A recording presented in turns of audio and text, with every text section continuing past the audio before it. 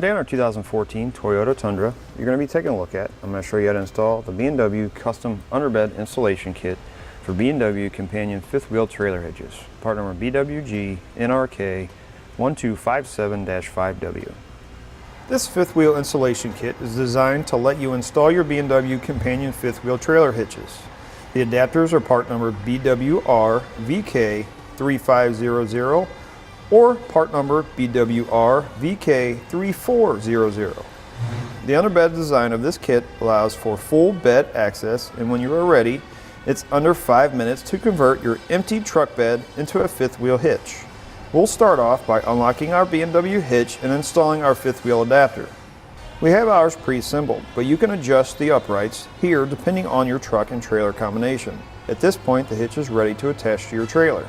There's a little clip here that you release. Basically, it's a safety pin. Then you swing the handle out and you can watch the jaws open. Now you're ready to back onto your trailer. Once you're secure on your trailer, you can reinstall the clip. And since this fifth wheel installation kit doubles as a gooseneck hitch, when you're not towing your fifth wheel, you can remove it. This frees up the hole to reinsert the hitch ball when you need it. Now we'll go ahead and show you how to install a custom underbed kit for the B&W Companion fifth wheel trailer hitches. First thing we need to do is in the back of our truck, we need to measure and find our center of our bed. So what we're going to measure is we're going to measure from this edge of our bed per the instructions. So we'll make our mark here. Now, because we have a drop-in bed liner like this, we're not going to be able to find the exact center between the wheel wells because you don't know if it's sitting up against the wheel well or not. So what we're going to do is right here, just on the bed liner itself, we're going to take a 2-inch hole saw and we're going to make a hole.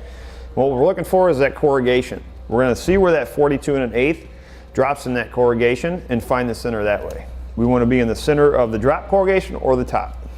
So we'll get a rough idea between our wheel wells. There's about 50 inches. There should be about right in the center of the corrugation here.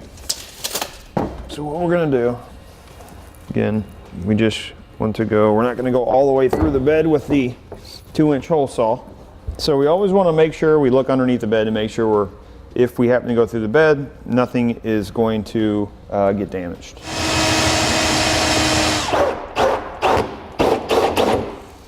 So you can see our raised corrugation on both sides. This is our drop. We're about centered right inside of it. So I think we'll be pretty good with using that as our center mark between our two wheel wells. Once you have determined you're centered in between your wheel wells, next thing you're going to need is a 4-inch hole saw, bit, a vacuum, and some clear spray paint. Now we're going to go ahead and open this hole up to the necessary size per the instructions. You take a piece of plywood, cut a 4-inch hole in it, and this will keep your bit from skipping around or bouncing around inside and gives you a nice clean cut.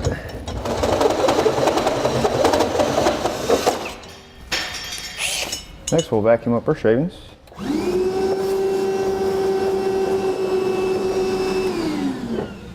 Then I'm going to take a file. I'm just going to file the metal edge to get off any of the burrs.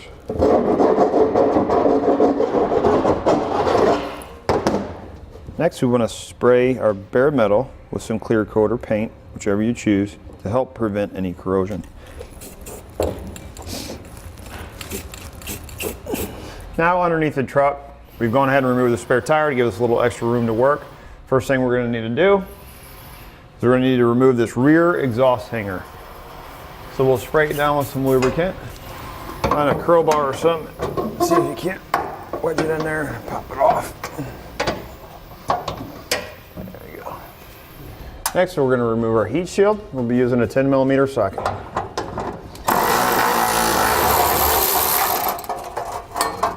Our fuel control unit, which is right here on the inside of our frame on our driver's side, we're going to have two 12mm nuts on the outside of your frame that we need to remove. We're going to temporarily move that box out of the way. Then we're going to want to hang on to these nuts because we're going to be reinstalling them in a later step.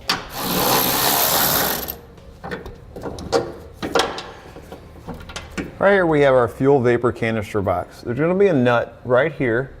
It's going to be 12mm also, and it's going to hold this wire and this wire on. So we need to remove that nut so we can pull our wires down out of the way. That's it. Just let that hang for now. And we're going to relocate that later. Next, we'll have a plastic keeper that's going to hold this wire up on top of the frame. What we need to do is we're going to pinch the two sides of that and push it up. We want to remove it from our frame like that.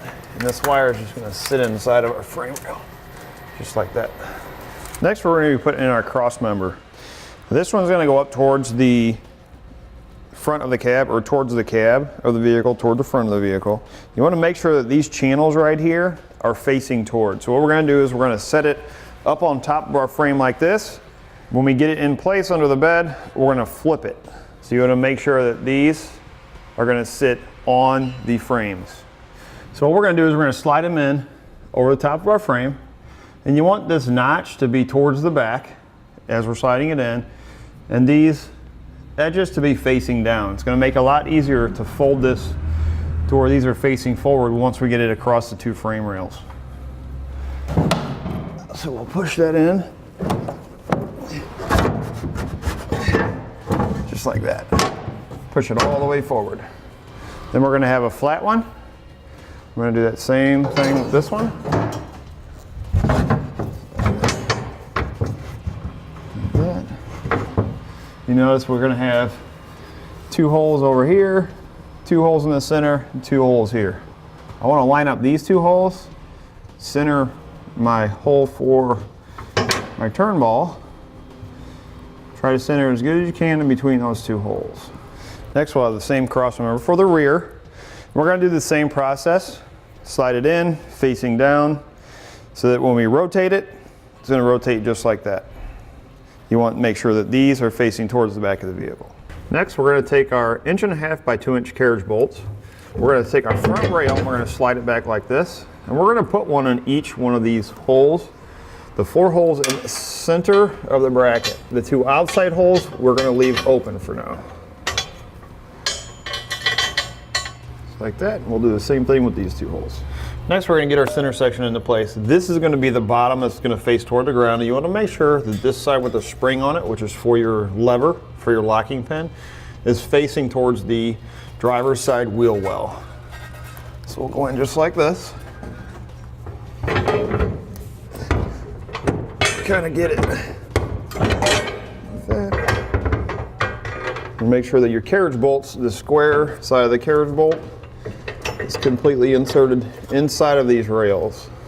And we're going to put on a flat washer, a lock washer, and a nut. And we're just going to hand tighten these right now. And we're going to do that same sequence with the 3 remaining bolts. Next, we'll take our rear cross section, and since our center section is put up through the hole, we're going to slide this forward. This, and then we're going to repeat the same process with the 4 carriage bolts in these holes. Next, we're going to have our frame brackets. We need to determine which one's driver and which one's passenger. You see these 2 holes on this bracket. These are going to be for the driver's side. This is going to be the driver's side frame bracket here. You want to make sure you set your fuel control box, set it up in there, because when you get this up there, it's going to be hard to try and fit it in. So get that up in there first, and then we'll take our side rail up in there like that. On the bottom, we're going to have 1 flat washer and then a 1/4 inch frame spacer. And if you look at this hole right here, that spacer is going to fit right inside of that. And on top, we'll have a lock washer and a nut. And then we'll have one on the top. It's going to be the same combination, except our spacer is going to be an 1/8 inch thick instead of a 1/4 inch. We're going to go inside the frame rail and make sure that that frame bracket is up inside of the hole. Now we're going to use the same combination as the carriage bolts, the 4 carriage bolts we put on each side. We're going to do the same thing on the very ends of our cross members, or cross brackets, except now the outside ones are going to be going through our frame brackets also. We're going to repeat that same thing on the other side of the vehicle. Next, with a 3/4 inch socket, we're going to tighten all of our hardware, holding our center section in place.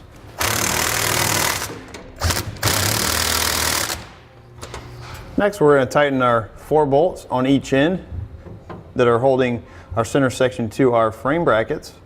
We're going to tighten them down, and then we're going to torque them down to the specifications and the instructions.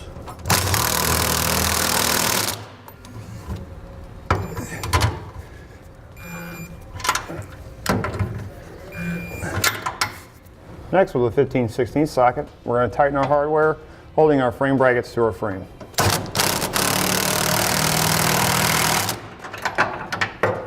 And then we'll have one more at the top. After you get one side tightened, you're going to torque them to the specifications and the instructions. Then you're going to repeat the same process on the other side of the vehicle. Next, we're going to put our handle in place. The rod part is going to go over top your frame. You want to make sure that this handle is going to be facing down toward the ground. We're going to go through this slot in the center section. We're going to take this part of our pin, and we're going to bring it over, and we're going to latch it into place. What it's going to do is it's going to take this and tilt it down toward the ground a little bit.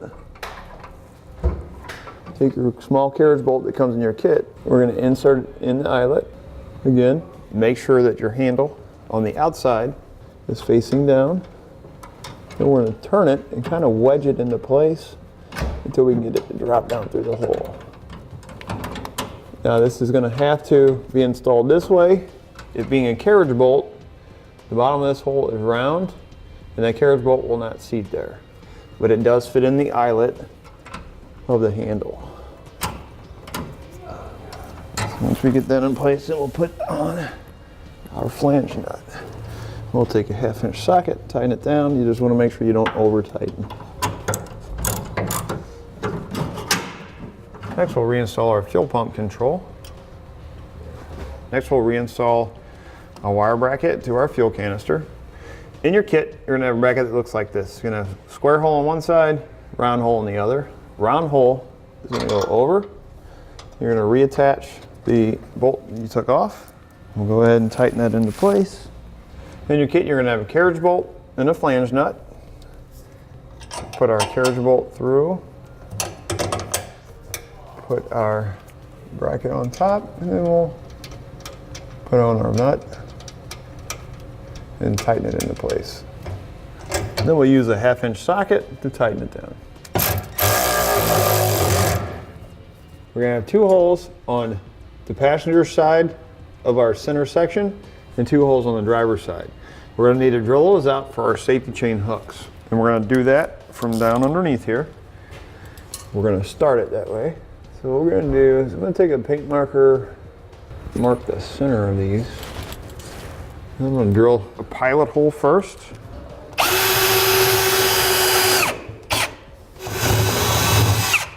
Next, I'm going to take a step bit. I'm going to drill those holes out to about a 1/2 inch in size per the instructions. You can also just use a regular drill bit. What I'm trying to do is, you can see how the hole is kind of off a little bit. I'm going to try to see if I can't open up the hole this way so I can center that over there. Now I'll take my 1/2 inch drill bit.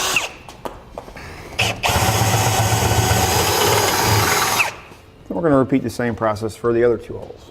So what I've determined is the hole, the most forward hole on the driver's side for the safety pin. In order to drill it out, this bracket right here gets in the way. I can't get up in there straight, so what I'm going to do is I'm going to remove the 4 bolts. You're going to have 2 here and 2 on the other side. Drop it down just enough, or get it out of the way just enough that I can drill that out. Be using a 12mm socket. Once you have your holes drilled, you can reinstall your canister. Next, we'll reinstall our exhaust. We'll slide it up into place, just like that. Now your kit does come with an exhaust bracket. If you look right here, as long as you have at least a 1/4 inch of space between your exhaust and your hitch, you won't need to use the bracket. Now you can see where the holes came up through the bed. These are going to be for the safety chain rings. So what we'll do is we'll drop them in, see if they fit, if they slide in like that. they're free. If they don't, we may have to open the hole just a little bit. You can make any adjustments necessary as long as they are free like this. Next, we're going to have 4 springs like this. You're going to make sure that the skinny end is facing down. They're going to go right like that, and you'll put on a nut. Do the same thing with this one. These are going on your safety chain loops that you fed down from the top of the bed. And then we'll tighten them down, and we only want to tighten them to where the end of the bolt is just even with the edge of the nut.